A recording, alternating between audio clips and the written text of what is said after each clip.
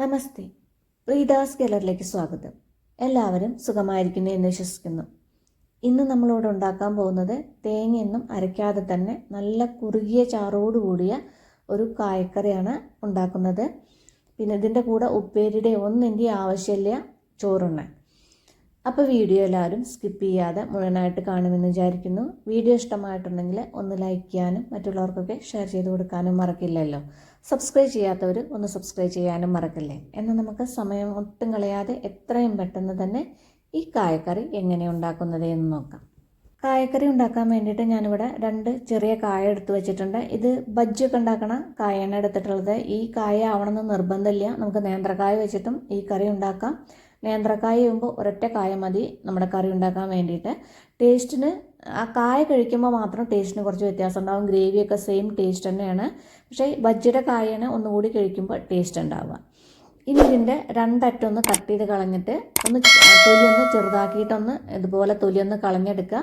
തൊലി കളയാതെയും ഉണ്ടാക്കാം, പക്ഷെ ചെറുതായിട്ട് ഇതുപോലെ തൊലി കളയണതാണ് കൂടുതൽ നല്ലത്.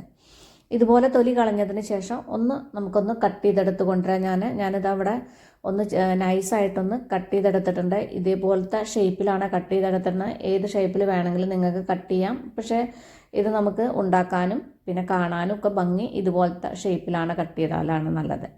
ഇനി ഈ കായയിൽ ചെറുതായിട്ടൊരു കറ ഉണ്ടാവുമല്ലോ, ആ കറ കളയാൻ വേണ്ടിയിട്ട് ഞാനിവിടെ കുറച്ച് വെള്ളത്തിൽ കുറച്ച് മഞ്ഞൾ ഇട്ടിട്ട് വെച്ചിട്ടുണ്ട്. ഇനി ഇതിലേക്ക് നമ്മൾ ഈ കായയുടെ കഷ്ണങ്ങൾ ഇട്ടിട്ട് ഒന്ന് തിരുമ്മി കഴുകുക. സാധാരണ നമ്മൾ കായയുടെ കറയൊക്കെ കളയണില്ലേ, അതുപോലെ ഒന്ന് തിരുമ്മിയിട്ട് നല്ല വെള്ളത്തിൽ ഒരു 4-5 തവണ കഴുകിയെടുക്കുക. ഇപ്പം കായയിലെ കറയൊക്കെ നന്നായിട്ട് കളഞ്ഞെടുത്തിട്ടുണ്ട്. ഒരുപാട് തവണ നല്ല വെള്ളത്തിൽ കഴുകിയെടുത്തതാണ്.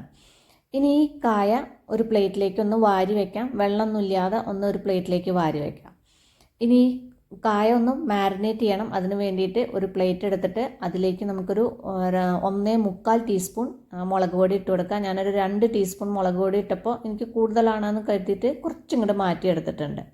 പിന്നെ ഒരു 1/4 ടീസ്പൂൺ മഞ്ഞൾപ്പൊടി, ഈ കായയിലേക്ക് ആവശ്യത്തിനുള്ള ഉപ്പും, പിന്നെ അതിലേക്ക് കുറച്ച് വെള്ളം ഒഴിച്ചിട്ട് നന്നായിട്ടൊന്ന് മിക്സ് ചെയ്തെടുക്കുക. വെള്ളം ഒരുപാട് ഒഴിക്കണ്ട, കുറച്ച് ഇതുപോലെ കുറച്ചായിട്ട് ഒഴിച്ചിട്ട് നമ്മൾ മീനിനൊക്കെ മസാല പുരട്ടുന്നില്ലേ, അതുപോലെ ഒന്ന് മിക്സ് ചെയ്തെടുക്കുക.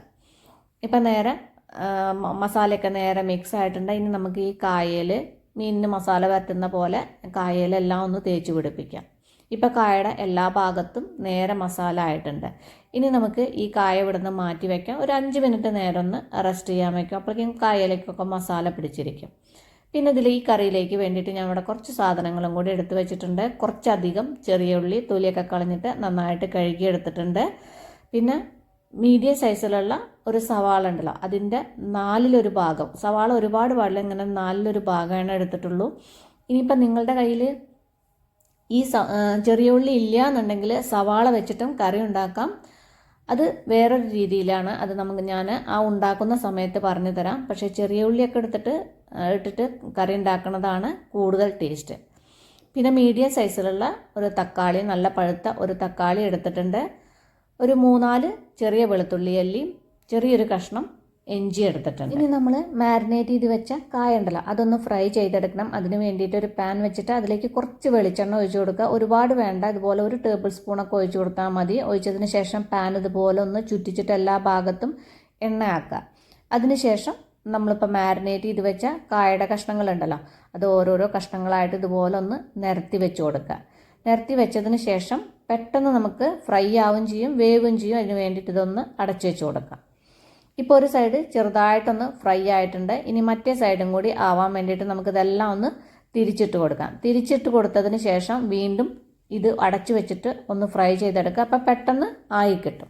കായ വേവുമ്പോഴേക്കും നമുക്കിതിലേക്കുള്ള അരപ്പ് റെഡിയാക്കാം. അതിന് വേണ്ടിയിട്ട് മിക്സിയുടെ ഒരു ചെറിയ ജാർ എടുത്തിട്ട് അതിലേക്ക് നമ്മൾ നേരത്തെ അവിടെ എടുത്ത് വെച്ച തക്കാളി ഉണ്ടല്ലോ, അതൊന്ന് കട്ട് ചെയ്തിട്ട് ഇതിലേക്ക് ഇട്ട് കൊടുക്കുക. ഇതുപോലെ വലുതാക്കിയിട്ടൊന്ന് കട്ട് ചെയ്തിട്ട് കൊടുക്കുക. ഇനിയിപ്പോൾ നിങ്ങൾക്ക് അരയ്ക്കാതെ ഇത് പേസ്റ്റ് ആക്കാതെയും കറി ഉണ്ടാക്കാം, ചെറുതാക്കി കട്ട് ചെയ്തിട്ടും കറി ഉണ്ടാക്കാം. പക്ഷേ എന്തായാലും നമുക്ക് മിക്സി യൂസ് ചെയ്യേണ്ട ആവശ്യമുണ്ട്, അപ്പോൾ അത് അരച്ചെടുക്കുന്നതാണ് കൂടുതൽ നല്ലത്. ഇനി ഇത് നന്നായിട്ടൊന്ന് അരച്ചെടുക്കുക. ഇതാണ്ടല്ലേ, ഇതേപോലെ ഒന്ന് അരച്ചെടുക്കുക. ഇനി നമുക്കിതൊരു ബൗളിലേക്ക് മാറ്റാം. ഇനി ഈ മിക്സിയുടെ സെയിം ജാർ തന്നെ മതി, കഴുകേണ്ടെന്ന് ആവശ്യമില്ല. അതിലേക്ക് നമ്മൾ നേരത്തെ അവിടെ എടുത്ത് വെച്ച ചെറിയ ഉള്ളി ഉണ്ടല്ലോ, അത് ഞാൻ വലുതൊക്കെ ഒന്ന് കട്ട് ചെയ്തിട്ടുണ്ട്. അത് ഇതിലേക്ക് ഇട്ട് കൊടുക്കുക. സവാളയും ഇതിലേക്ക് കട്ട് ചെയ്തിട്ട് കൊടുക്കുക. ഇനി നിങ്ങൾ സവാള മാത്രം വെച്ചിട്ടാണ് കറി ഉണ്ടാക്കണമെങ്കിൽ ചെറിയ ഉള്ളി ഇല്ലെങ്കിൽ ഇതുപോലെ അരച്ചെടുക്കരുത്. പൊടി പൊടിയായി അരിഞ്ഞിട്ട് എണ്ണയിൽ വഴറ്റിയെടുത്താൽ മതി. ഇനി ഇതിലേക്കൊരു 1.25 ടീസ്പൂൺ മുളക് പൊടി ഇട്ട് കൊടുക്കുക. കായലധികം മുളക് പിടിക്കില്ല, അപ്പോൾ ഇത്രയ്ക്ക് മുളക് പൊടി മതി. പിന്നെ അതിലേക്ക് ഒരു 1-2 ഡ്രോപ്പ് വെള്ളം ഒഴിച്ചിട്ട് ഒന്ന് ചതച്ചെടുക്കുക. ഒരുപാട് അരയ്ക്കരുത്, ചെറുതായിട്ടൊന്ന് ചതച്ചെടുക്കുക. ഇപ്പം നമ്മുടെ കായൊക്കെ ആവശ്യത്തിന് ഫ്രൈ ആയിട്ടുണ്ട്. ഇതുപോലെ അങ്ങോട്ട് ഫ്രൈ ആയാൽ മതി. ഇനി നമുക്കിതൊരു പ്ലേറ്റിലേക്ക് കോരി മാറ്റാം. ഇതുപോലെ ബാക്കിയുള്ളതും കൂടി ഒന്ന് ഫ്രൈ ചെയ്തെടുക്കാം. ഈ ഫ്രൈ ചെയ്തിട്ട് കറിയിലെന്നല്ല ഇങ്ങനെ അങ്ങോട്ട് കഴിക്കാനും നല്ല ടേസ്റ്റാണ് ഈ കായയ്ക്ക്. ഇനി കറി ഉണ്ടാക്കാൻ വേണ്ടിയിട്ട് ഞാനിവിടെ ഒരു മൺചട്ടിയാണ് വെച്ചിട്ടുള്ളത്. അതിലേക്ക് കുറച്ച് വെളിച്ചെണ്ണ ഒഴിച്ചു കൊടുക്കുക. എണ്ണ ചൂടാകുമ്പോൾ ഒരു 1/4 ടീസ്പൂൺ ഇട്ട് കൊടുത്താലും മതി. കടുക് ഇട്ട് കൊടുക്കുക. പിന്നെ ഒരു 8-10 ഉലുവയുടെ മണി ഇട്ട് കൊടുക്കുക. അതിനുശേഷം കടുകും ഉലുവയൊക്കെ പൊട്ടി വരുമ്പോൾ നമ്മൾ നേരത്തെ അവിടെ എടുത്ത് വെച്ച ഇഞ്ചിയും വെളുത്തുള്ളിയും ഒന്ന് ചതച്ചെടുത്തിട്ടുണ്ട്. ചതച്ചെടുത്ത ഇഞ്ചിയും വെളുത്തുള്ളി ഇതിലേക്ക് ഇട്ട് കൊടുക്കുക. ഇഞ്ചിയും വെളുത്തുള്ളി ഇട്ടതിന് ശേഷം ഒന്ന് മിക്സ് ചെയ്താൽ മതി, വഴറ്റേണ്ട ആവശ്യമൊന്നുമില്ല. അതിനുശേഷം നമ്മൾ നേരത്തെ അവിടെ ചതച്ച് വെച്ച ഉള്ളിയും മുളകും ഉണ്ടല്ലോ, അത് ഇതിലേക്ക് ഇട്ട് കൊടുക്കുക. അത് കണ്ട ഇതുപോലെ ചതച്ചെടുക്കാനേ പാടുള്ളൂ, ഒരുപാട് അരയരുത്. ഈ ഉള്ളിയും മുളകും ഇട്ടതിന് ശേഷം ഇതൊന്ന് വഴറ്റിയെടുക്കുക. ആ ഉള്ളിയുടെയൊക്കെ ഉണ്ടല്ലോ ചെറുതായിട്ടുള്ള ആ റോസ് സ്മെല്ലൊക്കെ ഒന്ന് മാറി വരുന്നത് വരെ ഒന്ന് വഴറ്റിയെടുക്കുക. ഇപ്പോൾ ഉള്ളിയൊക്കെ ചെറുതായിട്ടൊന്ന് വഴന്ന് വന്നിട്ടുണ്ട്. ഇത്രയ്ക്ക് ആയാൽ മതി. ഇനി ഇതിലേക്ക് നമ്മൾ നേരത്തെ അവിടെ അരച്ചു വെച്ച തക്കാളിയുടെ പേസ്റ്റ് ഉണ്ടല്ലോ, അത് ഇതിലേക്ക് ഇട്ട് കൊടുക്കുക. തക്കാളിയുടെ പേസ്റ്റ് ഇട്ടതിന് ശേഷം പിന്നെ ഇത് നന്നായിട്ട് വഴറ്റിയെടുക്കണം. ആ തക്കാളിയിലെ വെള്ളമൊക്കെ വറ്റി ഒന്ന് മസാലയൊക്കെ ഒന്ന് ചെറുതായിട്ടൊന്ന് ഡ്രൈ ആയി വരുന്നത് വരെ വഴറ്റിയെടുക്കുക. ഇപ്പോൾ തക്കാളിയിലെ വെള്ളമൊക്കെ വറ്റി മസാലയൊക്കെ നന്നായിട്ട് എണ്ണയൊക്കെ ചെറുതായിട്ടൊന്ന് തെളിഞ്ഞു വന്നിട്ടുണ്ടല്ലോ. ഇനി ഇതിലേക്ക് കുറച്ച് വെള്ളം ഒഴിച്ചു കൊടുക്കുക. ഒരുപാട് വെള്ളം ഒഴിച്ച് കൊടുക്കണ്ട, കുറച്ച് ഇതുപോലെ വെള്ളം ഒഴിച്ച് കൊടുക്കുക. പിന്നെ ഈ കറിയിലേക്ക് ആവശ്യത്തിനുള്ള ഉപ്പ് ഇട്ട് കൊടുക്കുക. ഒരു 2 തണ്ട് കറിവേപ്പില കഴുകിയെടുത്തിട്ട് അതും ഒന്ന് ഇതിലേക്കൊന്ന് ഊരിയിട്ട് കൊടുക്കുക.